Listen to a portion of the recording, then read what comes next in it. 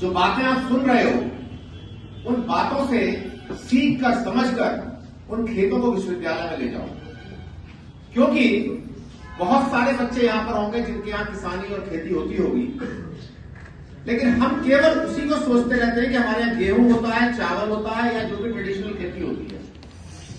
लेकिन अगर आप अपने दिमाग को, अपने मस्तिष्क को अनुसंधान के रूप में इस्तेमाल करेंगे तो रिसर्च जो हम लोग यहां करते हैं उससे ज्यादा अच्छी रिसर्च आप कर पाओगे। क्योंकि जब खेत में हम खड़े होते हैं तब हमें मालूम पड़ता है कि इसकी उर्वरक शक्ति इस भूमि की कितनी है और कैसे है, कैसे इसको बढ़ाना है।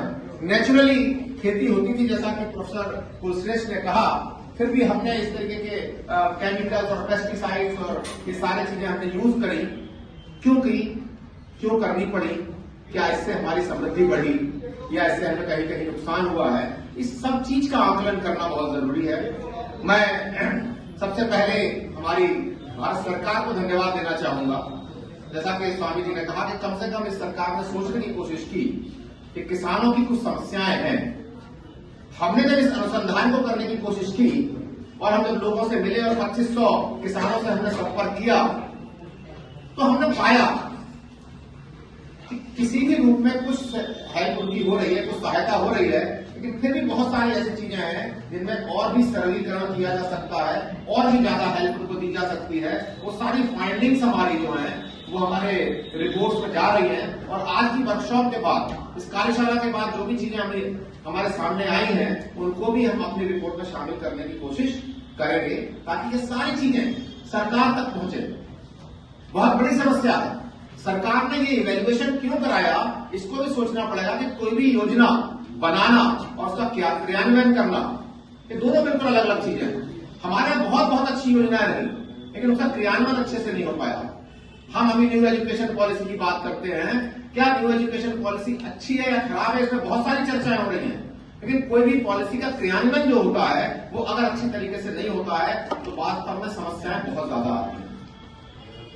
मैं कहना चाहूंगा कि ज्यादातर किसानों ने इस पॉलिसी को अप्रिशिएट किया, लेकिन फिर भी कुछ कमियां जो बताई हैं वो इसमें उजागर की गई हैं। हम लोगों ने बहुत ही ट्रांसपेरेंट तरीके से अपने फील्ड इन्वेस्टिगेटर्स को भेजा और इतनी रैंडम सैंपलिंग की कि ताकि हमारे पास जो फीडबैक आए वो ओरिजिनल फीडबैक आए। मैं धन्यवाद ज्ञापित करना चाहूंगा हमारे स्वामी जी का, उन्होंने अपना समय निकाला, हमारे मुख्य अतिथि जी का, और विशेष रूप से जो पंजाब से चलकर आए इतनी दूर से प्रोफेसर धीरेश कुलश्रेष्ठ जी, जिनको वास्तव में काफी परेशानी भी उठानी पड़ेगी। आजकल रोड्स पे तो बहुत ज्यादा ट्रैफिक होता है, तो ट्रेन से अचानक रिजर्वेशन मिलना, फिर उसके बाद आना, उसके बाद यहाँ पर वो हमारे बीच में है, तो और आप लोगों को उनको सुनने का मौका मिला। फिर कभी मौका मिलेगा तो फिर हम उनसे इंटरेक्ट करेंगे। मैं धन्यवाद देना चाहूंगा कि आप हमारे बीच में आए और आपने हम लोगों को लाभान्वित किया। इसके अतिरिक्त मैं धन्यवाद देना चाहूंगा सबसे पहले इस कॉलेज के लोगों का, स्पेशली अनुराग अग्रवाल जी की लीडरशिप में। साथ में बहुत सारे लोग लगे थे, मैं सबके नाम नहीं जानता हूं, लेकिन वो लोग जो दौड़ कर कार्य कर रहे थे और अपना